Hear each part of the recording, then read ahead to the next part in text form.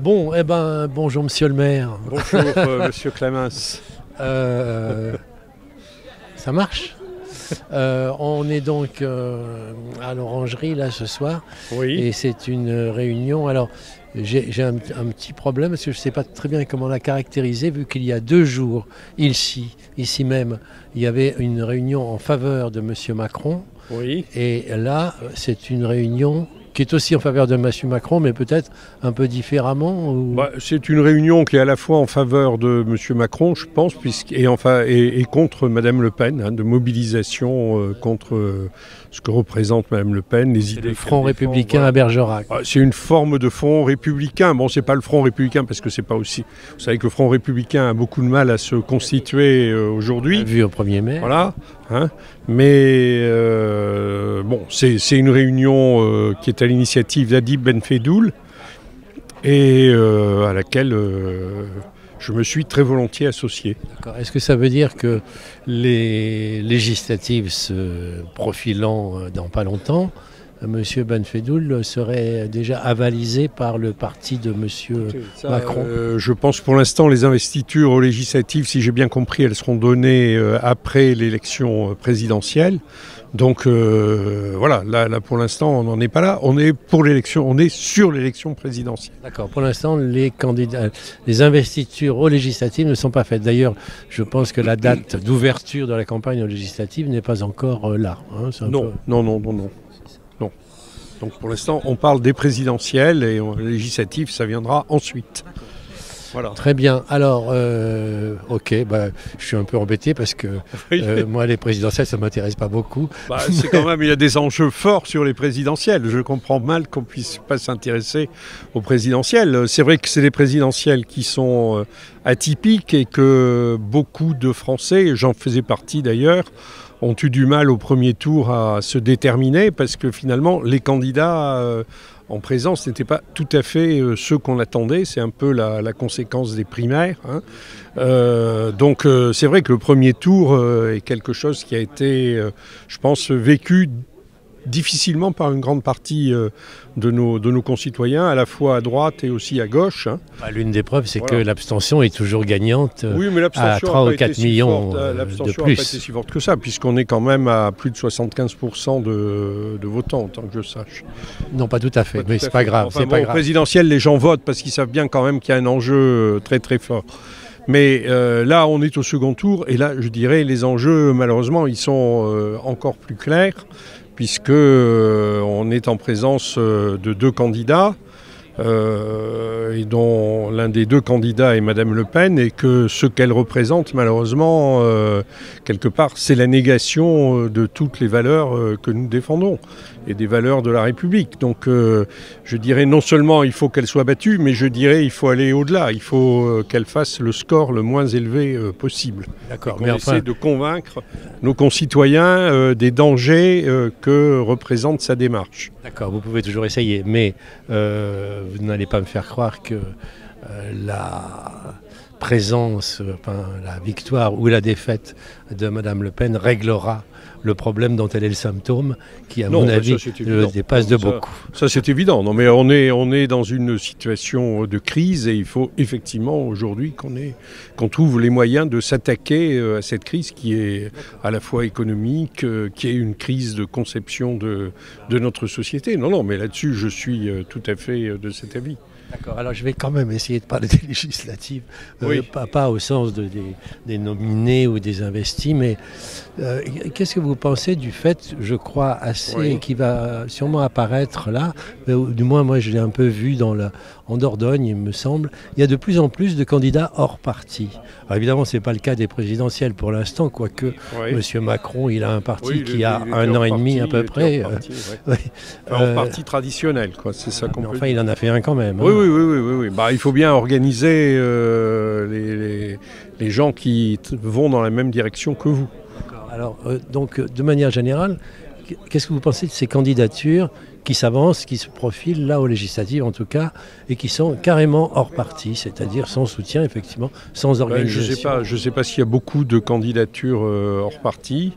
Mais ce que je pense, effectivement, on est dans une phase, on va entrer, je pense, pour plusieurs années dans une phase de recomposition politique. Sinon, hors parti, du moins avec des tout petits partis. Je pense qu'on va entrer dans une phase de recomposition politique parce que, je dirais, les partis politiques et ce qui s'est passé aux primaires a été révélateur de la crise profonde que connaissent aujourd'hui les partis politiques.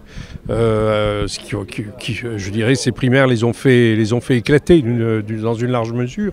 Vous ne le regrettez pas trop ? Non, moi je le regrette pas. Moi je suis en dehors des partis, donc j'ai pas de raison de le regretter. Donc vous voyez, c'est plutôt un signe de santé, donc. Bah oui, je pense.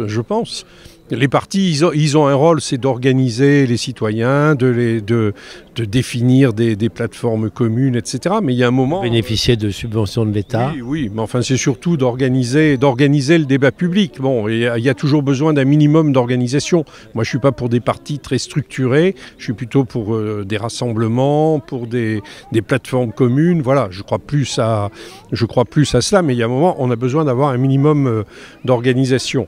Mais pourtant, vous allez rester hors parti. Oui, pour l'instant, je reste hors parti, oui, tout à fait, je m'y sens très bien.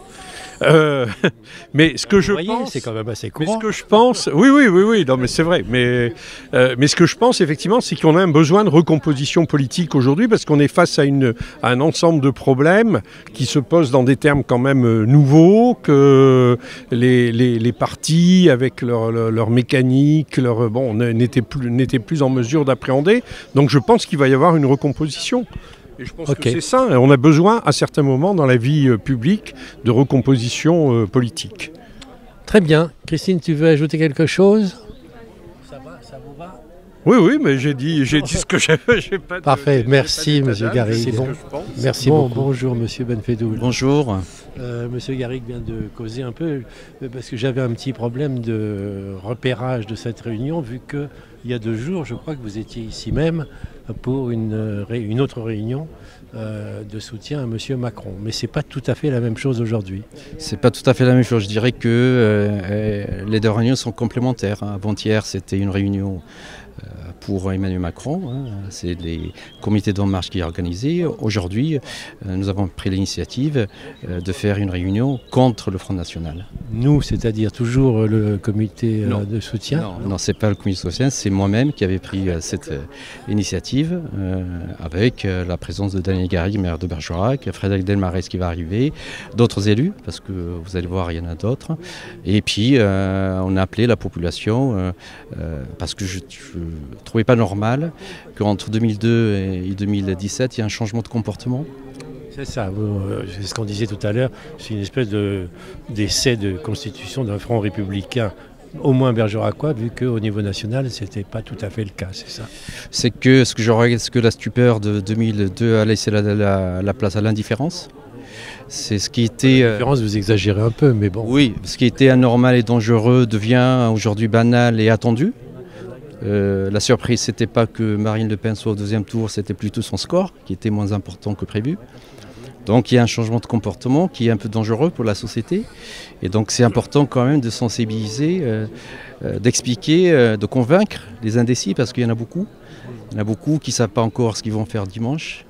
Beaucoup qui sont tentés par...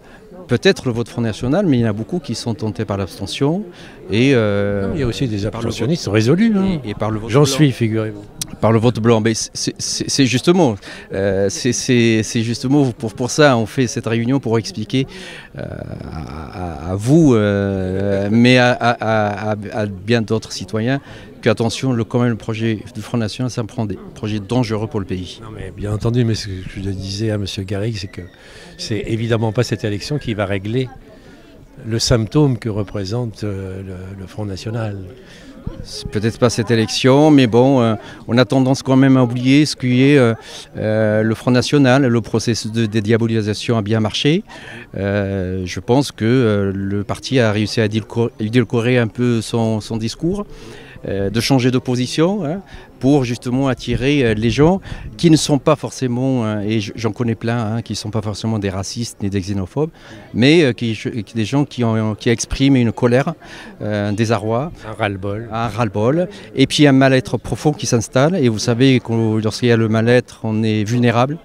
Et que lorsqu'on est vulnérable, on est prêt à entendre n'importe quoi, pourvu que ça soulage.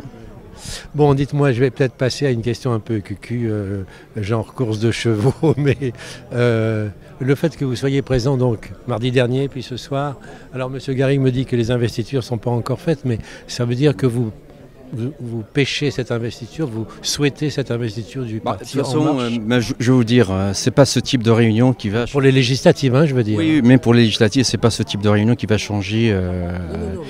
Personnellement, est-ce que vous... Mais j'espère toujours, hein, quand je suis venu chez vous, je l'ai dit clairement. J'ai demandé l'investiture, donc j'attends la semaine prochaine. Mais bon, cela dit, aujourd'hui ce qui compte c'est la réunion de ce soir, ce qu'on va dire. Et puis j'espère qu'au moins changer, je dirais influencer un peu le vote des gens indécis et des gens qui veulent s'abstenir comme vous. Vous êtes nombreux à aller chercher cette investiture, vous savez, enfin, il y a d'autres copains ou d'autres copines, je ne sais pas, d'En Marche qui demandent aussi... Sûrement, je sais pas vous n'êtes pas mis d'accord entre vous pour dire voilà... Non, mais ça ne se passe pas comme ça, hein. Il y a des candidatures qui sont au niveau national. Il y a une commission justement qui va... Vous auriez pu vous entendre pour présenter un panel de candidats. Mais je veux dire, chacun a la légitimité de demander cette investiture. Et puis bon, on verra, c'est le jeu démocratique. D'accord. Donc la date, c'est la semaine prochaine, vous avez dit Je n'ai pas de la semaine prochaine parce que c'est après le deuxième tour. En tout cas, après le deuxième tour. Merci. Merci à vous d'être venu ce soir. Merci.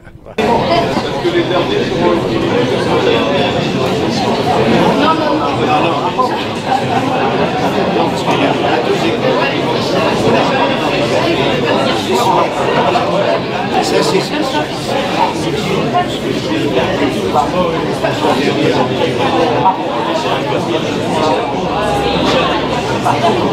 sont toutes déjà.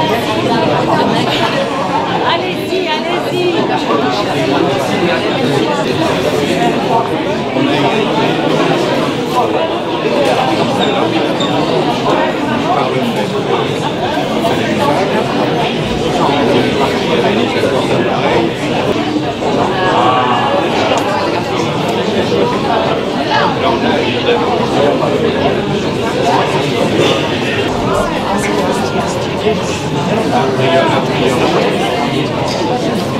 Non mais là c'est pas croyable, on dirait tous les mauvais. Bonsoir à toutes et à tous. Merci d'être venus si nombreux ce soir dans cette belle salle de l'Orangerie. Vous savez tous, dimanche prochain, il y a un second tour des présidentielles. Emmanuel Macron contre Marine Le Pen, le Front National, pour la deuxième fois de l'histoire de la Ve République, arrive au second tour. Contrairement à 2002, le contexte a beaucoup changé. La mobilisation elle est beaucoup moins forte. Mais le Front National reste toujours l'extrême droite. Je sais que dans cette salle, il y a des gens de tous bords politiques, de la droite, de la gauche, du centre, des gens qui ont voté peut-être Front National premier tour, qui sont tentés par ce vote dimanche prochain, des gens qui sont tentés par l'abstention, par le vote blanc, mais il y a aussi des gens qui ont voté Front National premier tour. Certains sont dans la salle, je les connais bien, ils sont ni racistes ni extrémistes, ni xénophobes, mais c'est des gens qui ont été déçus, année après année, élection après élection, le chômage, la précarité, le sentiment d'insécurité a provoqué une colère, un ras-le-bol et un mal-être. Nous allons ce soir répondre à quelques questions. Pourquoi ce changement de comportement depuis 2002 à 2015? Quel est le véritable danger si le Front National gagne les élections dimanche prochain? Et pour répondre à ces questions, j'ai avec moi Daniel Garrigue, maire de Bergerac. Frédéric Delmarès, président de la comité d'agglo, va arriver dans quelques minutes. Et puis Alain Caston, maire de Rofinel de Cigoulès, mais surtout président de l'association départementale des maires ruraux. Beaucoup de communes ont voté massivement pour le Front National Donc il nous dira son sentiment, pourquoi ce vote. Voilà, donc, et puis j'interviendrai à la fin de la réunion. Donc je donne la parole à Daniel Garrigue, maire de Bergerac. Bien, merci Adib. D'abord, merci d'avoir pris l'initiative de cette réunion, parce que je pense qu'il est important, entre les deux tours de cette élection présidentielle, que le débat ne se passe pas seulement sur les écrans de télévision, mais qu'il puisse aussi réunir les citoyens. Et je pense que nous avons vraiment, en ce moment, énormément besoin de débats dans notre pays. Alors moi, ce que je voudrais dire simplement, un peu en introduction, ce que je voudrais dire, c'est que c'est vrai que nous sortons d'un premier tour qui nous laisse, pour beaucoup d'entre nous, un petit peu désabusés, parce que c'est vrai que ce premier tour ne s'est pas passé exactement comme on aurait pu l'attendre, que beaucoup de Français ont eu le sentiment qu'ils n'avaient pas devant eux les candidats auxquels ils s'attendaient. Certains ont très vite trouvé des candidats qui correspondaient à leurs aspirations, à leurs choix, mais je sais, et j'étais de cela moi-même, beaucoup aussi ont beaucoup hésité au premier tour de cette élection avant de se prononcer pour l'un ou l'autre des candidats, parce que le choix, je le répète, était... Et tout ça, bien sûr, comme l'a justement dit Adib, sur fond de crise. Et donc, le choix était pour beaucoup d'entre nous un choix difficile. Mais nous sommes aujourd'hui devant le second tour de cette élection.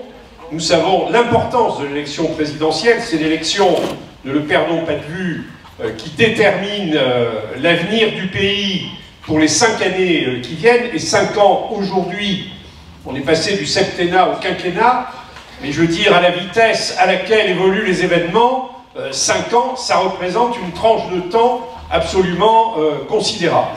Et donc nous mesurons bien l'importance de l'enjeu de cette élection présidentielle, qui est en même temps un peu l'élection qui dirige l'ensemble de la vie politique nationale pendant toute cette période.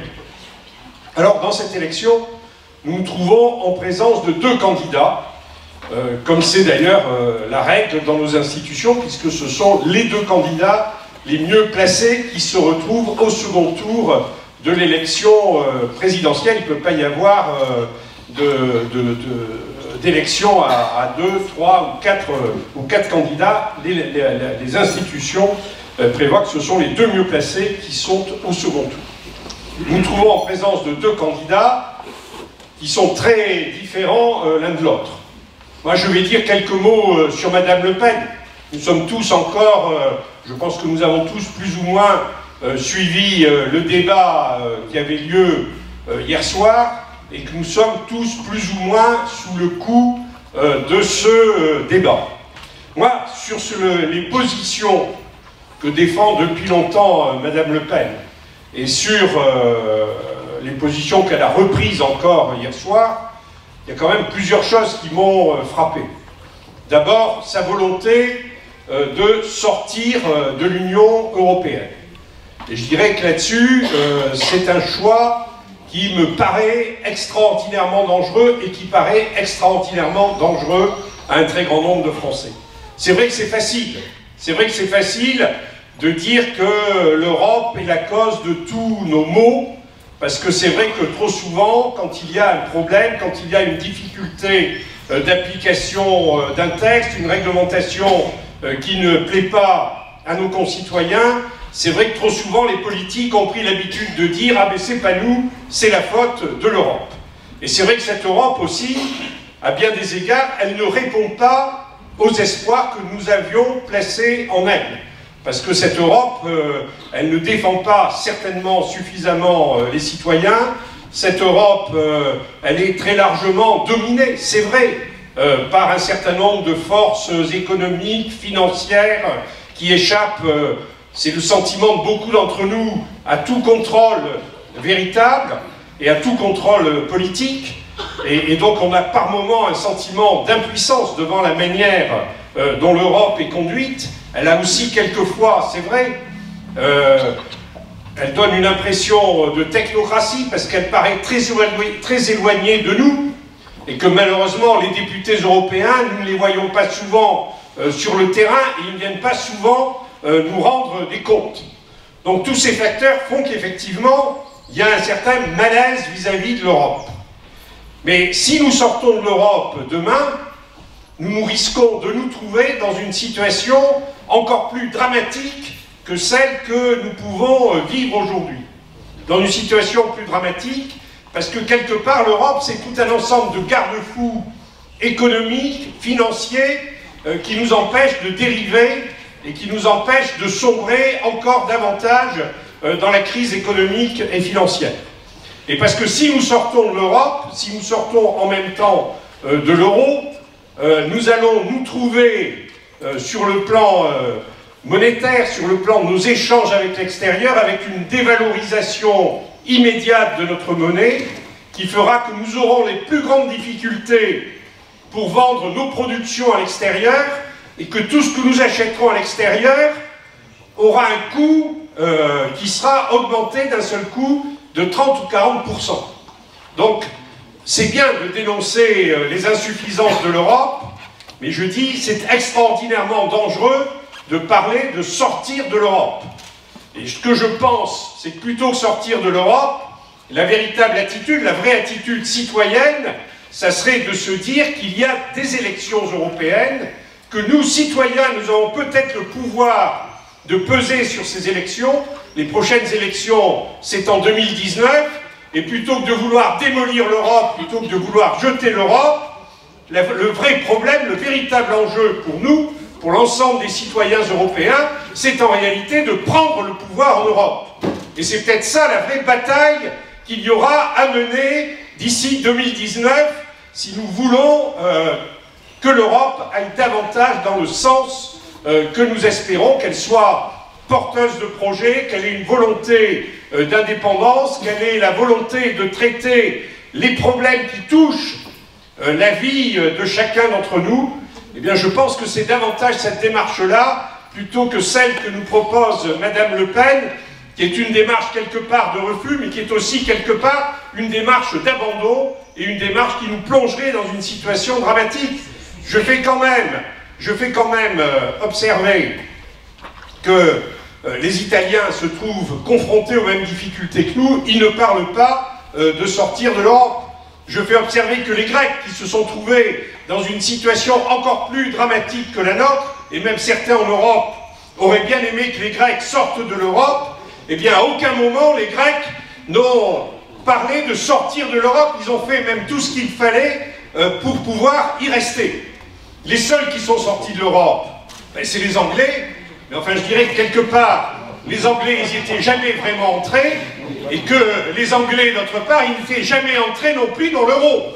Et si je veux aller jusqu'au bout de ma pensée, je dirais que quelque part, la sortie de l'Angleterre de l'Europe, quelque part, ça va permettre à l'Europe peut-être d'avancer plus rapidement et de traiter un certain nombre de problèmes sur lesquels elle était jusqu'alors bloquée. Deuxième caractéristique du discours de Madame Le Pen, et Adib en a dit quelques mots tout à l'heure, c'est ce discours de xénophobie, ce discours qui consiste sans cesse à désigner un bouc émissaire. Ce sont les étrangers, ce sont les immigrés, sans qu'on sache d'ailleurs à quelle génération d'immigrés on fait référence, parce que je fais observer que dans ceux, il y a un amalgame là aussi extraordinaire de Madame Le Pen, c'est que quand elle parle des immigrés, c'est pas seulement les immigrés récents, c'est les immigrés qui sont en France quelquefois depuis plusieurs générations et qui pour une grande partie d'entre eux, elle l'oublie, sont des citoyens français. C'est ça la réalité. Quand Madame Le Pen tient ce discours de xénophobie, en réalité, elle cherche à diviser les Français. C'est ça la réalité. Alors, moi je suis quand même sidéré de voir quelqu'un comme monsieur Dupont-Aignan rejoindre, qui se réclame du général de Gaulle, rejoindre Madame Le Pen. Je suis quand même très étonné, parce que moi, je connais un petit peu la pensée du général de Gaulle. Quand le général de Gaulle a créé le Rassemblement du peuple français le 7 avril 1947, c'était son engagement dans la vie politique, au-delà de la résistance et au-delà du gouvernement de la libération. Une des choses qu'il a dites, c'est que la France, pour se relever, avait besoin d'accueillir 2 millions de travailleurs étrangers. Donc voilà, c'est ça la réalité, c'est ça la réalité. Quand le général de Gaulle, en 1958, est revenu au pouvoir, et que certains qui ne voulaient pas la faire d'ailleurs, lui parlaient de l'intégration, c'est le général de Gaulle qui a imposé que tout le monde, que tous les citoyens qui existaient, qui étaient présents en Algérie, les Français de souche et les musulmans, que tous puissent avoir une représentation véritable à l'occasion des élections. Ce qui veut dire que ce discours xénophobe, ce discours, et c'est lui qui a fait le collège unique, alors que jusque-là, il n'y avait pas de collège unique en Algérie. Donc ce qui veut dire que invoquer le général de Gaulle pour tenir ce discours de xénophobie, pour tenir ce discours de division, c'est vraiment nier complètement ce qu'a été l'action du général de Gaulle. Et je voudrais dire que M. Dupont-Aignan ferait bien de relire ses classiques.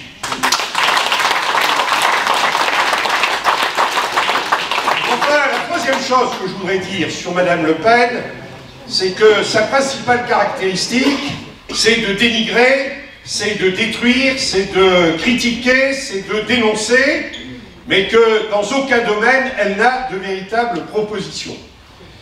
On l'a vu hier soir, c'est de façon générale, elle n'a pas de véritables propositions à formuler. Moi, je prends un exemple, parce que ça m'a beaucoup frappé, c'est un thème sur lequel elle revient souvent, c'est le problème des fichiers S. Le problème des fichiers S, elle dit il faut envoyer, il faut chasser, mettre hors de France tous les fichiers S. Il y en a, je rappelle, à peu près aujourd'hui entre 5 et 10 000. Voilà, ce que je voudrais dire, c'est qu'effectivement, on a besoin d'avoir des fichiers S. On a besoin d'avoir des fichiers S parce que c'est un outil de renseignement, c'est un outil de surveillance d'un certain nombre de gens qui peuvent être tentés par des attitudes dangereuses pour la sécurité, pour la sûreté publique, et que les pouvoirs publics ont besoin d'avoir ce type de fichier. Je précise d'ailleurs que le fichier S n'est pas seulement un fichier national, mais qu'il est partagé avec l'ensemble des autres pays européens. Je salue l'arrivée de Frédéric Delmarès, président de la communauté d'agglomération. Mais ce que je voudrais dire sur cette affaire des fichiers S, c'est dire on va mettre dehors les fichiers S, ça a quelque chose d'absolument aberrant pour deux raisons. D'abord parce que les fichiers S, je dirais, c'est une décision administrative. C'est une décision qui est prise par l'administration, qui peut avoir un certain nombre de soupçons, d'inquiétudes sur certaines personnes, et qui dit il faut particulièrement surveiller ces personnes-là. D'ailleurs, une bonne partie des fichiers S ne savent même pas eux-mêmes qu'ils sont fichiers S. Et deuxièmement, ce que Mme Le Pen oublie là aussi, c'est que la plupart de ces fichiers S sont des citoyens français comme vous et comme moi. Et qu'en réalité, ce qu'elle propose, là encore, eh bien, c'est d'expulser, c'est de sortir du territoire une partie des citoyens français.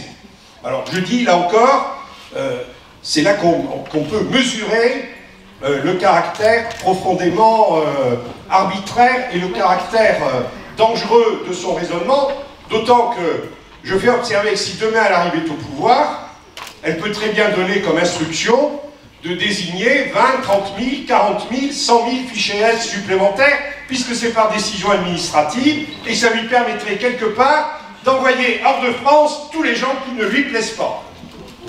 Voilà, c'est ce type d'approche des enjeux politiques qui nous paraît quand même extraordinairement inquiétant. Et nous avons en face de Mme Le Pen un candidat qui est nouveau dans la vie publique nationale, M. Macron. Bah, chacun peut avoir des sympathies plus ou moins fortes pour M. Macron. Je ne suis pas, je le dis personnellement, un soutien enthousiaste d'Emmanuel Macron, mais je lui reconnais quand même trois qualités importantes.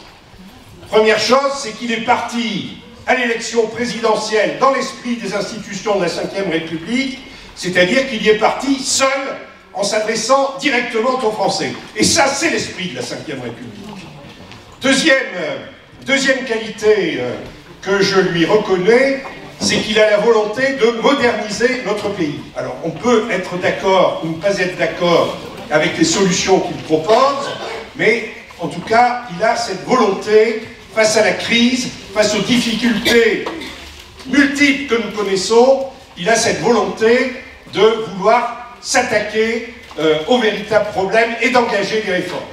Et les réformes, bien sûr, vous le savez, ça ne se fait pas tout seul, ça se fait par le débat, ça se fait par la discussion, mais ce qui est important, c'est d'avoir demain à la tête de notre pays quelqu'un qui a la volonté de faire bouger un certain nombre de choses qui aujourd'hui nous rendent la vie difficile en France. Et puis la troisième qualité que je lui reconnais, il faut le reconnaître aussi, c'est que c'est un jeune et que avec lui et autour de lui, je pense demain, l'on va peut-être voir enfin apparaître une nouvelle génération politique.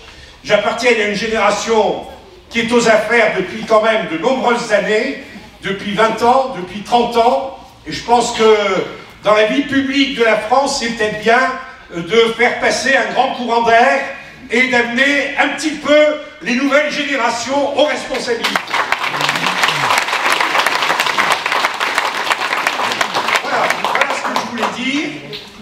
Je pense que il y a cette élection dimanche, il y aura les élections législatives.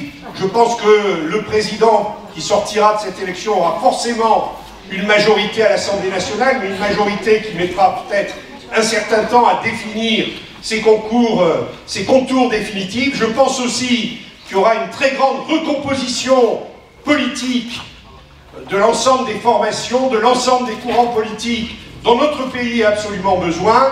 Mais moi, ce que je pense surtout, c'est qu'il faut que nous ouvrions complètement la porte à ce débat, à cette transformation de la vie politique française, et que nous ne nous laissions pas enfermer dans le ghetto, le cachot où veut nous enfermer Madame Le Pen.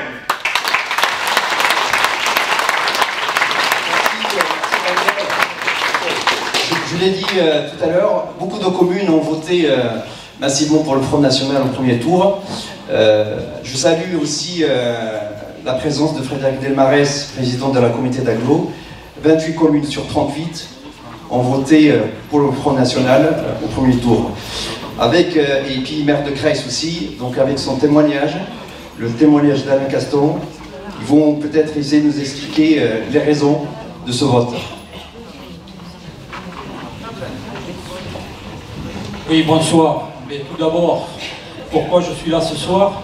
C'est à la demande d'Adib, et je pense qu'on se trouve dans une situation aujourd'hui où certainement que la communauté d'agglomération a été un peu précurseur, si j'ose dire, sur un peu, puisque Fred et Daniel ont un peu de macronisme dans le sang, puisque aujourd'hui on travaille en équipe, avec une équipe pluraliste.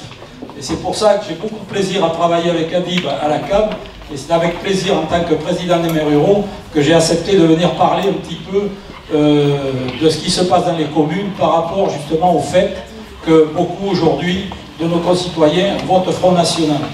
Alors d'abord, ce qu'il faut savoir, et peu de gens le savent, c'est que aujourd'hui, les gens dans les communes rurales, quand les dotations de l'État, et qu'elles soient de gauche ou de droite, jusqu'à présent, la dotation que touche un urbain est le double que ce que touche un rural. C'est-à-dire qu'un urbain vaut 2 ruraux. Et ça, c'est inadmissible. Il doit y avoir une équité dans le pays, de façon que les communes rurales puissent avoir la possibilité de continuer les services publics, d'être toujours, comme on l'a toujours été. C'est bien pour ça que beaucoup de gens, le maire est le personnage politique le plus apprécié des Français, parce que nous avons un rôle de proximité. Voilà. Ce que je voulais dire aussi, Je l'ai lu l'autre soir à la réunion qui a été organisée par M. Delpont. Nous avons fait les maires ruraux au niveau national, une lettre ouverte à Emmanuel Macron. Je ne vais pas la relire entièrement, mais il y a quand même des passages qui sont très importants et qui vont vous faire comprendre un peu notre état d'esprit. Donc l'association des maires ruraux de France n'a pas pour principe de soutenir un candidat ou un autre, et chacun fera bien entendu comme sa conscience le lui dicte. Mais les maires ruraux, bien sûr des fantassins de la République, qui sont en première ligne pour recueillir et comprendre les motivations de leurs concitoyens, ne peuvent détourner le regard car le risque pour le pays est si grand. L'on a beau dire que le vote frontiste est un symptôme et non une solution, tant que les gouvernements, quels qu'ils soient, n'en tiendront pas réellement compte, la trajectoire du vote sera malheureusement la même. Aussi, ils appellent solennellement tous les acteurs de la vie politique à reconsidérer leur manière d'être et leur action qui conduisent à la situation de fracture que connaît notre pays. Les maires ruraux chérissent la démocratie et la République et pour cela, sans tergiverser, appellent à voter pour le seul candidat qui incarne ces valeurs, M. Emmanuel Macron. Il ne s'agit pas pour autant de délivrer une carte blanche par défaut. Les maires ruraux de France demandent instamment que réponse soit donnée aux espoirs exprimés à travers tout le pays. La France rurale souffre d'être maintenue à la marge et ignorée par les pouvoirs publics qui n'ont que le mot métropolisation à la bouche. Elle est fatiguée de devoir se battre pour conserver l'essentiel des services publics. Une école qui instruit, un médecin qui soigne, un gendarme qui protège, un train qui s'arrête. Elle est exaspérée par l'absence de politique de développement et d'équilibre du territoire qui depuis si longtemps ne fait qu'aggraver la faille. Elle est en colère de ne pas avoir reconnu le potentiel extraordinaire qu'elle porte en matière de capacité d'accueil, de nouvelles populations, de développement économique, de ressources humaines, agricoles, culturelles et territoriales. Les membres de l'association des maires ruraux de France ont conduit pendant plusieurs mois à travers le pays, et ça je veux en parler parce que c'est très important, on a fait remonter à M. Macron dans la perspective de l'élection présidentielle et certainement aussi des élections législatives, ce que nous avons appelé, nous, les États généreux de la ruralité. Il en est ressorti 150 propositions concrètes. Autant d'appels lancés aux élus de la République, à son gouvernement, à son administration, à ses forces vives économiques, associatives et politiques. Ceci pour que les choses changent, pour que le regard sur les ruraux et la ruralité change, pour qu'enfin les responsables politiques du pays investissent massivement sur la ruralité qui ne se résume pas à l'activité agricole. Et ceci non seulement dans l'intérêt de la ruralité, mais dans l'intérêt des espaces urbains également. Loin des propos démagogiques de l'autre rive, nous avons écouté avec attention les intentions fortes pour la ruralité d'Emmanuel Macron et les précisions programmatiques qui les accompagnent. Nous vous invitons à aller bien au-delà, dans l'intérêt du pays. La France est urbaine, mais elle est aussi rurale, avec toutes les nuances entre ces deux formes sociétales et urbanistiques. Vous le savez, vous qui avez pour devoir de les rassembler.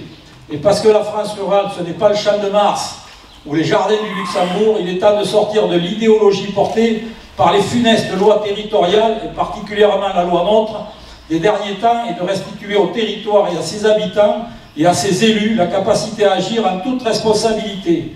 En tout premier lieu, ce qui reste le socle intemporel du pays et qui plus que tout autre incarne en synthèse la démocratie, le territoire et la population, c'est-à-dire la commune.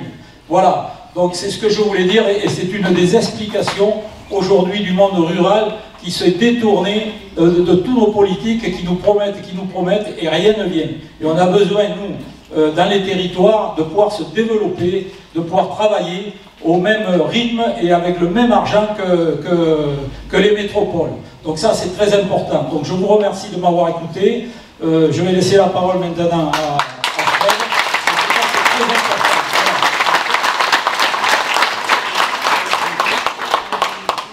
Merci Adib. Bonsoir à toutes et à tous. Je ne peux que souscrire au propos de Florian sur la situation de la ruralité. Je voudrais simplement insister sur deux chiffres. 60-40.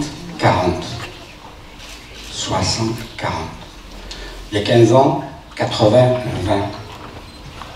20 points aujourd'hui séparent une idée que je ne peux concevoir de ce que peut être la République.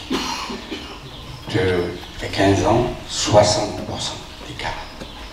C'est quelque chose de vertigineux.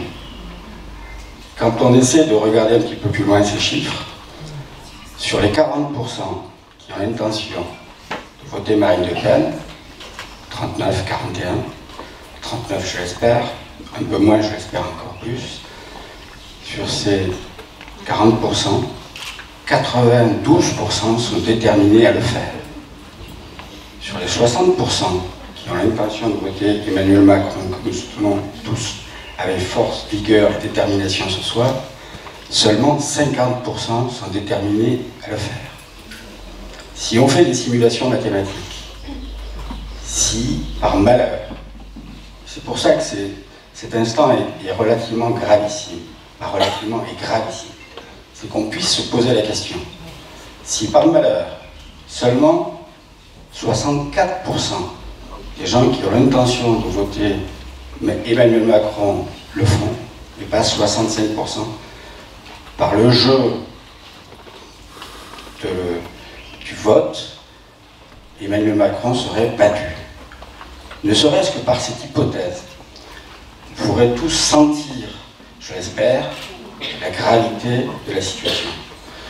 Le fait que, il y a quelques heures, Barack Obama appelle à voter Emmanuel Macron incarne aussi un signal fort de l'inquiétude internationale qui, à ce moment, plane sur la vie politique française. Tous les yeux internationaux sont braqués sur notre pays. À un moment, on peut avoir des oppositions politiques, des interrogations politiques. Ce soir, nous n'en avons aucune. Nous pouvons en avoir aucune. Il est impératif de voter sans doute Emmanuel Macron dimanche soir. Nous ne pouvons pas prendre le risque, aussi infime soit-il, que une hypothèse aussi malheureuse que les chemins mathématiques que je viens de vous présenter puissent faire aboutir à l'élection de Marine Le Pen. Posons-nous la question pour nos enfants, pour notre pays, de savoir les conséquences que vous avez tous. Je crois que nous étions 16,5 millions de téléspectateurs hier soir à regarder le débat. Il n'y a quand même pas photo. On ne peut pas se poser la question. Il n'y a pas de tergiversation possible. Évidemment, je m'exprimerai un petit peu plus loin sur ce point, mais on est en train de choisir entre une maladie grave et une grippe. On ne peut pas se poser la question. Aujourd'hui, nous devons tous, sans se poser de questions, voter Emmanuel Macron. Ensuite, le temps viendra de la recomposition politique et du schéma du projet avec les législatives et de la recomposition de ce qu'on veut sur notre territoire national.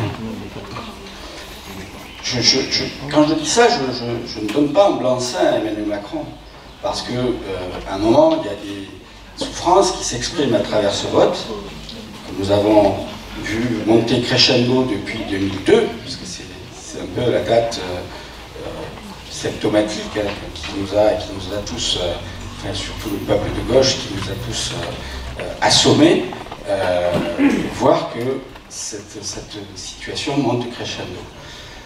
Il faut que Emmanuel Macron, ou les gens qui vont demain nous représenter à l'Assemblée nationale, prennent conscience, comme vient de l'évoquer Alain, de la souffrance et de l'inégalité de traitement entre les territoires urbains et les territoires ruraux. C'est-à-dire qu'à un moment donné, on voit bien qu'à travers le vote, les analystes politiques et géographes nous montrent bien que le vote urbain n'est pas le même que le vote rural. À Creil notamment, ça fait depuis 2001 que ce symptôme est fortement marqué et que le Front National est durement et s'inscrit, même si on a réussi à le faire baisser un petit peu, il est durablement implanté sur notre commune et c'est quelque chose qui me navre beaucoup. On voit bien que quand on met 140 € sur une métropole, que l'on met 40 € par habitant, 140 € par habitant sur une métropole et 40 € par habitant sur, sur, un, sur un territoire rural moins densément peuplé, l'égalité n'est pas, tout compte sur l'égalité de traitement n'y est pas. Le rôle de l'État n'y est pas. Le rôle régalien que j'attends de l'État n'y est pas. On nous dit, vous savez, nous avons une désertification médicale.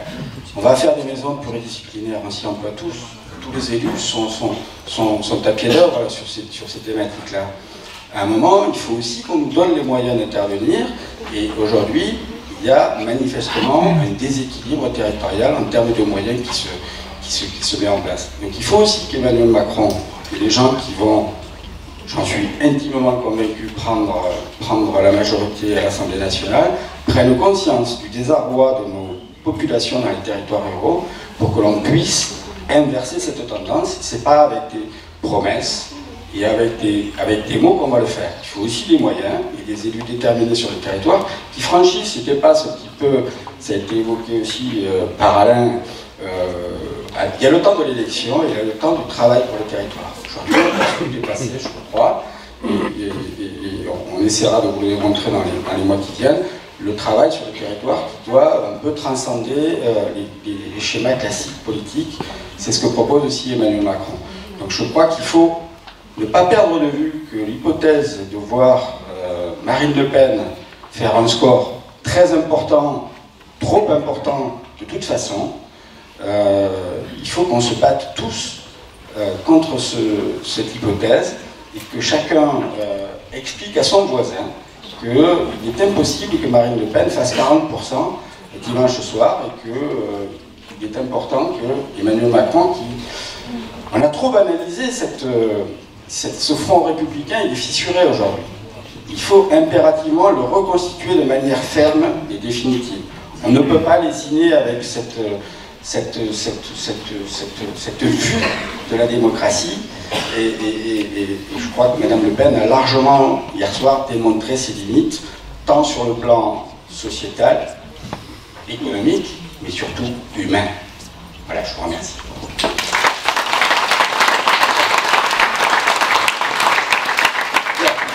Et merci pour ces témoignages.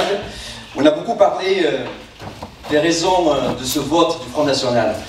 Mais ce soir, je veux livrer aussi un témoignage de la France que nous voulons demain. Le thème de cette réunion, c'était la République. Défendant la République. Et ce soir, vous pouvez voir vous-même différents visages des Français, des citoyens français qui aiment la République, qui aiment la France et qui viennent ce soir pour témoigner de cet amour de la France. Quelle France nous voulons tous demain? Nous voulons une France forte, une France juste, une France qui donne des droits mais qui exige des devoirs, une France qui lutte contre le terrorisme, contre le communautarisme, une France qui règne partout. Nous voulons être fiers de cette France et nous devons nous battre pour avoir cette France partout, tous les jours, ensemble.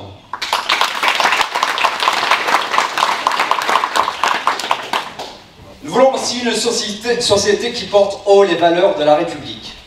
Vous savez, on parle beaucoup des valeurs de la République. Mais aujourd'hui, j'ai envie de dire, ces valeurs que nous voulons tous, c'est la liberté d'opinion, c'est la liberté d'expression, c'est la liberté d'entreprendre. Nous voulons l'égalité devant la loi, nous voulons l'égalité des sexes, nous voulons l'égalité des chances, nous voulons la fraternité, l'entraide, la solidarité envers les plus démunis, envers nos aînés qui ont beaucoup travaillé et qui méritent bien une fin de vie paisible. Nous voulons une république laïque. Nous voulons que la devise liberté, égalité, fraternité, laïcité soit respectée et transmise à nos enfants. Nous voulons que le drapeau tricolore soit le symbole de notre cohésion nationale. Alors mes amis, il nous reste 3 jours pour convaincre les indécis. 3 jours pour expliquer à nos amis, à nos collègues de travail, à nos voisins, pour aller voter et mettre le bulletin d'Emmanuel Macron. Et si vous ne le faites pas par conviction, faites-le par devoir de citoyen, parce qu'aujourd'hui, notre devoir de citoyen, c'est de faire barrage au Front National.